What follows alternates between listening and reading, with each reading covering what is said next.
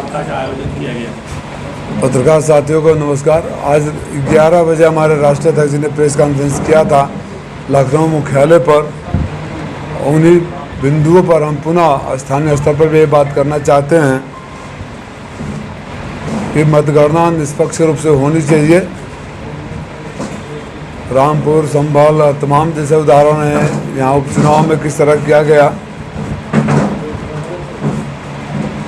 हम ये अपेक्षा करते हैं कि हमारे सरकारी जो अधिकारीगण हैं किसी दबाव में नहीं आएंगे और जो एग्जिट पोल के माध्यम से मनोवैज्ञानिक रूप से दबाव बनाए जाने की कोशिश की जा रही है, ये फर्जी एग्जिट पोल वाले वही हैं जो भारतीय जनता पार्टी से पैसे लेकर बूथ मैनेजमेंट का काम करते रहे हैं। आपने तमाम वो देखे। आप तो यहाँ सारे पत्रकार बंधु, नाम लेना ठीक नहीं, सब जानते हैं कि यहाँ का भी परिणाम क्या है। और एग्जिट पोल भी ऐसे कि लोक जनशक्ति पार्टी बिहार में 5 सीटों पर लड़ रही है, उनको 6 जिता रहे हैं। एक ने तो राजस्थान में 25 सीटें, ये 32 दे दिया। हिमाचल प्रदेश में 4 सीटें हैं, 6 सीटों पर जिता रहे हैं। तो इससे एक जो मनोवैज्ञानिक रूप से दबाव और भय का माहौल पैदा किया जा रहा है, इसकी हम निंदा कर रहे हैं। आज सुबह मुझे अचानक खबर आया कि हमारे यहाँ जो नवीन मंडी में सीसीटीवी बंद हो गया है।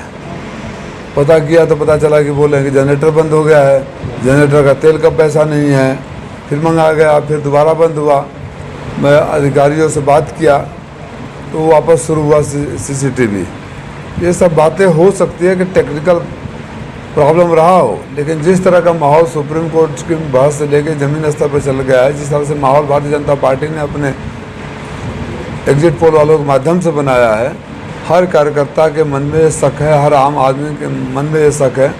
हम लोग जब गांव में प्रचार करने जाते थे तो गांव की महिलाएं जो नहीं पढ़ी लिखी हैं, मजदूर वर्ग की हैं, वो भी कहते थे बाबू उठवा तमनी के आपे के दिल दी बसनिया में से चुरा लेते हो सर। तो अगर इस तरह की क्रेडिबिलिटी नीचे हुई है तो माननीय चुनाव आयोग की भी जिम्मेदारी बनती है। जो वर्तमान में अधिकारी यहाँ काम कर रहे हैं, चाहे बड़े स्तर से छोटे स्तर के हो, इस समय माना जाता है कि चुनाव आयोग के निर्देशन में काम करते हैं। तो चुनाव आयोग के मानकों का पालन जरूर होना चाहिए। और परिणाम जब कल सामने आएगा, जिस तरह से यहाँ अब तो हम बोलेंगे तो आप लोग बोलना शुरू कर देते हो, आर्टिस्ट की पहले रोना शुरू कर दिए। यहाँ जिस तरह के मंत्री जी लोगों ने काम करवाया, मैं उस विवाद में नहीं जाना चाहता था, लेकिन हम जानते हैं कि बहुत ऐतिहासिक बहुमत के साथ कल हम लोग सीट जीतने वाले हैं, चाहे कोई कुछ भी करा ले। एक दीवार टूटी हुई है, बाउंड्री वॉल की, हम लोग गए थे वहाँ। आप भी पत्रकार साथी जाएंगे तो बाउंड्री वॉल जिसमें मशीन रखी है, एक तरफ दीवार टूटी हुई है, एक तरफ मिट्टी रखकर ऊंचा कर दिया गया है कि कोई भी आदमी आ सकता है। सीसीटीवी खराब हो गया। मैं अभी भी उम्मीद करूंगा कि प्रशासन निष्पक्ष है और मैं चाहूँगा कि भरोसा बना रहे। लेकिन अगर किसी तरह की कोई भी अप्रिय कार्रवाई होती है, किसी भी पक्ष से संदेह के दायरे में कुछ आता है, तो समाजवादी साथी चुप नहीं रहेंगे। हमारे हजारों साथी मतगणना के समय मौजूद रहेंगे। इसलिए मेरा निवेदन सत्ता पक्ष से भी है और शासन से भी है, प्रशासन से भी है कि लोकतंत्र के चीरहरण नहीं होना चाहिए। अच्छा, धांधली किस प्रकार से हो सकती है, क्या इसमें संभावना है? आप लोग पत्रकार साथी तमाम समय समय पर रिपोर्ट करते रहे हो। आप सब जानते हो कि धांधली किस किस प्रकार से होती है, आप सबको पता है। पोलिंग तो बहुत पीसफुल हुई, जिस तरीके का माहौल लोग सोचे नहीं थे उससे भी बेहतर हुई। जिला इंतजामिया की जितनी भी तारीफ की जाए कम है। मैंने स्वयं व्यक्तिगत रूप से मिलकर उन लोगों को सबको धन्यवाद किया है, इसीलिए भरोसा कायम है। अगर अधिकारी उस तरह से नहीं किए होते तो भरोसा नहीं होता, लेकिन भरोसा करना हमारी जिम्मेदारी है और हमें पछतावा न हो कि भरोसा करके गलत किया। ये जिम्मेदारी प्रशासन की है। इंडिया की सरकार बनने अभी भी आपको उम्मीद है, इतना सर्वे के देखने के बाद भी? कहाँ का सर्वे की बात कर रहे हैं? जो एग्जिट पोल सब चल रहा है। 5 सीट लड़ने वाले को 6 सीट दे दोगे, 4 सीट जहाँ 6 सीट जिता दोगे, 25 सीट जहाँ 32 सीट दे दोगे, तो क्या मतलब है उसको? उस सर्वे का क्या मतलब है? राजस्थान में कितनी सीटें हैं? बिहार में लोजपा कितनी सीटों पर लड़ रही है? हिमाचल प्रदेश में कितनी सीटें हैं? कितने लोग, आप तो पत्रकार साथी ग्राउंड लेवल पर हर जगह दिखते थे, आप में से कोई सर्वे करने वाले से मिला? हम में से तो कोई नहीं मिला। कोई आप साथी में से देखा हो कि कोई सर्वे कर रहा है? मिला? नहीं मिला। और जिस तरह से आंकड़े देख लीजिए, पिछले विधानसभा के आंकड़े देख लीजिए, जातीय आंकड़े देख लीजिए, लोगों के बीच लोकप्रियता देख लीजिए, किसी भी पैरामीटर पर ये घोषित लोकसभा, आप लोग में से सारे जानते हो, मेरे से व्यक्तिगत रूप से कहते भी रहते हो कि आप जीत रहे हैं।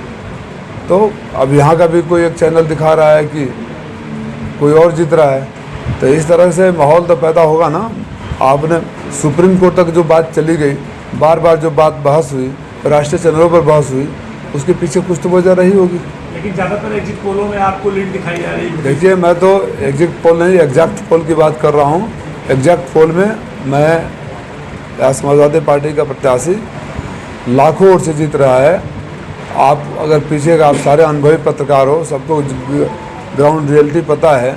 2 ही 3 पैरामीटर होता है ना, कैंडिडेट के क्या कार्यशैली, लोकप्रियता, जातीय समीकरण और पिछले मतों का समीकरण। आप तीनों में से जोड़ घटा लीजिए, परिणाम आप ही बता दोगे। राय साहब, नेशनल पॉलिटिक्स में आपकी गहरी नज़र रहती है। जयराम रमेश ने कहा कि 150 डीएम को अमित शाह ने फोन किया है। इसको लेके जो इलेक्शन कमीशन, आप चीफ इलेक्शन कमीशन ने नोटिस दे दिया है, किस तरीके से ले रहे हैं? जब राष्ट्रीय अध्यक्ष ने वोटर लिस्टों में हेराफेरी का आरोप लगाया था, तो ये चुनाव आयोग ने राष्ट्रीय अध्यक्ष जी को भी नोटिस दिया था। जब हमने एफिडेविट पर जवाब दे दिया तो खामोश क्यों हो गया? इसका मतलब जो हमने बोला था सच था, और सच था तो चुनाव आयोग ने कार्रवाई क्यों नहीं किया? ये चुनाव आयोग माननीय प्रधानमंत्री जी की बातों पर नोटिस क्यों नहीं जारी करता है? भाजपा नेताओं पर नोटिस क्यों नहीं जारी करता है? चुनाव आयोग धृतराष्ट्र बना बैठा है। मैं फिर दोहरा रहा हूँ आपकी बात के जवाब में, हम माननीय राष्ट्रीय अध्यक्ष जी ने जो आरोप लगाए थे, उसके बाद जो नोटिस हुआ, एफिडेविट के साथ सबूत दे दिए कि चुनाव आयोग खामोश क्यों हो गया, और कोई पत्रकार साथी किसी भी प्रेस कॉन्फ्रेंस में चुनाव आयोग के सामने सवाल क्यों नहीं उठाया। मतदान से लेके मतगणना के दिन पहले तक कितना आप संतुष्ट हैं प्रशासन या जो भी व्यवस्थाएं होती हैं निष्पक्षता को लेके? क्या कोई? देखिए, मैं उन लोगों में से नहीं हूँ जो अनर्गल आरोप लगाता है। अभी तक कोई ऐसी बड़ी बात नहीं हुई। छिटपुट घटनाएं जरूर हुई, जैसे एक बूथ पर बिना हमारे एक या कई बूथों पर बिना पोलिंग एजेंट के ही पोल शुरू करा दिया गया। कई जगह हमारे पोलिंग एजेंट को एक्सेप्ट नहीं कर रहे थे। कई जगह घंटों लाइन लगवाए रहे, स्लो करते रहे। ये सब होता रहा। कोई मेजर इंसिडेंस अभी तक, और जब मैं कह रहा हूँ अभी तक, इसका मतलब कि ये नहीं कि कल भी नहीं होगा। अभी तक नहीं हुआ है। कल अगर कुछ ऐसे हरकतें होंगी तो हम उसका जवाब देंगे। सही को सही कहना, गलत को गलत कहना समाजवादी पार्टी वाले जानते हैं। गया अधाम से 67 पर आ गया। इतने जोश तो अपना बेटा भी टॉप कर जाए तो किसी को खुशी नहीं होगी, जितना एंकरों को फर्जी वोट ऊपर नीचे जाते देखेंगे। तो चंद घंटों की बात है और खुश हो लेने दीजिए।